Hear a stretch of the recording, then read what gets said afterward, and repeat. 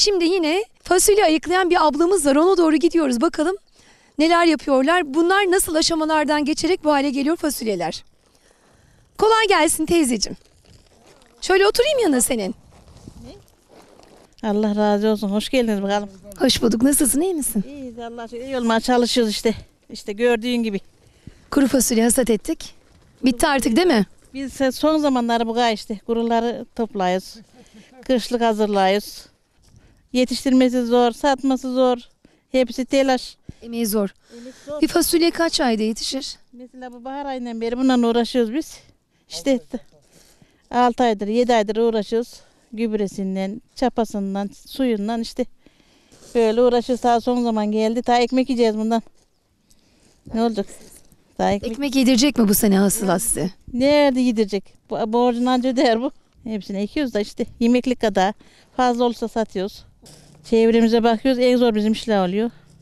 Aslında bir avuç nimete 6 ay emek veriyorlar. Aynen. Onları evlerine aş etmeye, belki de ceplerini harçlık etmeye çalışıyorlar. Allah onlara kolaylık versin.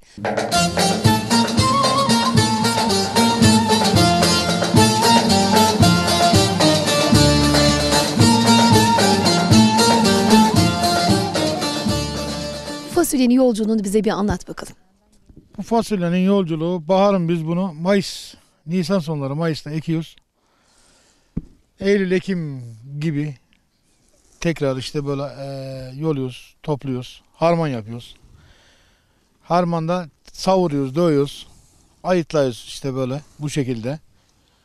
Ondan sonra işte fazla olan bir kısmını yemeklik, bir kısmını pazara gönderiyoruz, satıyoruz, ihtiyaçlarımızı gideriyoruz. Şehre uzağız. Şehre uzak olmamızdan dolayı pazar oluşturamıyoruz. Oluştursak da devam edemiyoruz. O şekilde işte biraz sıkıntılıyız. İşte bize dışarı gidiyoruz, bu sıkıntılarımızı anlatıyoruz. Anlattığımız arkadaşlar da onlar da diyor ki ya siz kooperatif kurun. Kooperatif kurduktan sonra işte bu birçok sıkıntıları aşarsınız diyorlar. Bizim burada atıyorum bu fasulye adam 5 lira alıyor. Pazara varıyoruz, bizim aynı fasulye 10 lira 15 lira. Dediğin gibi bizim işte böyle ihtiyaçlarımızı almaya vardık mı orada? Çarşıya indiğimiz zaman biz şaşırıyoruz. Sattığımız mahsule bakıyoruz. 5 lira sattığımız 10 lira 15 lira. Herhangi bir işte kılık kıyafet almaya kalktık mı?